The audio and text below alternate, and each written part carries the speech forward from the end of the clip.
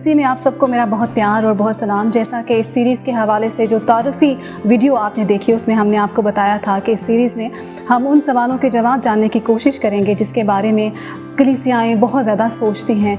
Even गैर अक़वाम भी उनके हवाले से बहुत ज़्यादा सवालात अपने जहनों में रखते हैं, तो उन पर हम डिस्कस करेंगे और उनके जवाब जानने की कोशिश करेंगे। इसके हवाले से, सीरीज़ के हवाले से आज ये पहली वीडियो है और पैदाइश की किताब में एक जो वाक़या लिखा है हम उसके बारे में जानेंगे। जैसा कि आप जानते ही हैं, हम सब पढ़ते आए हैं, इवन जो यहूदी हैं और जो मुस्लिम्स हैं और मसीही जो हैं उस हवाले से बहुत ज़्यादा डिस्कशन करते हुए नज़र आते हैं कि आखिर वो फल कौन सा था जो बाग़े अदन में हवा और आदम ने खाया और जिसके बायस वो बाग़े अदन में से निकाल दिए गए उस नाफरमानी के गुनाह के बायस। तो वो फल कौन सा था?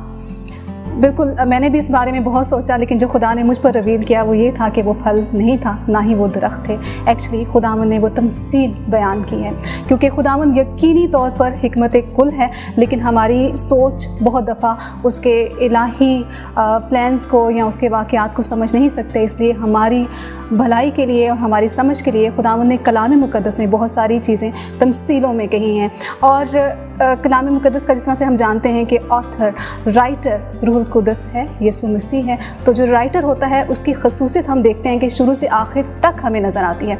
यीशु मसीह के बारे में जो मुकाशफा दिया गया, जो पेशन गोई की गई, एक उसमें यही था कि वो तमसीलों में बात करेगा। तो ये भी एक तमसील ही है जो बाग़े अदन के हवाले से हम देखते हैं कि दो दरख्तों का जिक्र आता है कि जी एक बाग था, दो दरख्त थे, एक ज़िंदगी का दरख्त था और एक जो था वो नेक व बद की पहचान का दरख्त था। तो ऐसे ही है जैसे यीशु मसीह ने लूका की इंजील उसके 20वें बाब में एक तमसील कही कि एक जो बागबान था वो अपना पाकिस्तान ठेके पर देकर चला गया। फिर हम एक और तमसील देखते हैं जिसमें यीशु मसीह हम एक बागबान की सूरत में नज़र आते हैं और हमें एक पौधा कहा गया है जिसमें फल ढूंढने के लिए बाप आता है लेकिन फल नहीं पाता।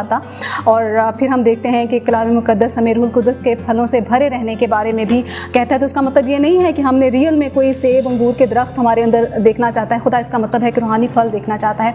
और फिर हम देखते हैं इस हवाले से कलाम मुक़द्दस में यीशु अपने आप को यूहन्ना की इंजील में अपने आप को अंगूर का हकीकी दरख्त कहता है और हमें डालियाँ कहता है। इसका मतलब ये नहीं कि यीशु वाकई तौर पर एक दरख्त ही था और हम उसकी डालियाँ ही हैं, लेकिन वो तमसील में कहता है, समझने के लिए जो है दरख्त कहता है हमें, क्योंकि खुदावंद ने तमसीलों से हमें समझाने की कोशिश की। फिर सादिक को खुदा ने कहा कि वो खजूर के दरख्त की मानिंद है और पहले ज़बूर उसके 3री आयत में हम देखते हैं कि लिखा है कि वो उस दरख्त की मानिंद है जो नदियों के पास लगाया जाता है, जो वक्त पर फलता है और उसका पत्ता भी नहीं मुरझाता।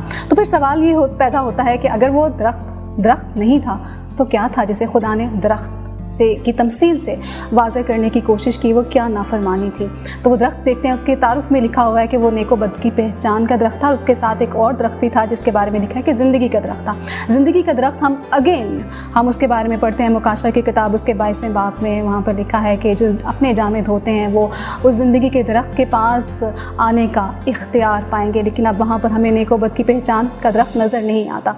तो वो नेक व बद की पहचान का दरख्त जिसे कहा गया है, असल में वो शरीयत थी। एक वक्त था जिसे इंसानों ने उसे अपने ऊपर लेना था, खुदा ने वो वक्त मुकर्रर किया था, लेकिन इंसान ने वक्त से पहले उसे अपनाया था। और इस चीज़ का क्या सबूत है बाइबल मुक़द्दस में कि वो वाकई शरीयत के हवाले से था, वो वाकई शरीयत है। तो हम देखते हैं कि पौलुस रसूल बहुत जगहों पे ये बयान करता है कि शरीयत हमें नेक व बद की पहचान ही देती है। और इसी हवाले से हम एक हवाला भी पढ़ेंगे रोमियो के ख़त उसके 7वें बाब और उसकी 7वीं आयत में पौलुस रसूल इस चीज़ को और ज़्यादा वाज़े करता है और लिखा है कि बस हम क्या कहें, क्या शरीयत गुनाह है? हरगिज़ नहीं, बल्कि बग़ैर शरीयत के तो मैं गुनाह को ना पहचानता। मसलन अगर शरीयत ये ना कहती कि तू लालच ना कर तो मैं लालच को ना जानता, मगर गुनाह ने मौका पाकर हुक्म के ज़रिए से मुझ में हर तरह का लालच पैदा कर दिया, क्योंकि शरीयत के बग़ैर गुनाह मुर्दा है।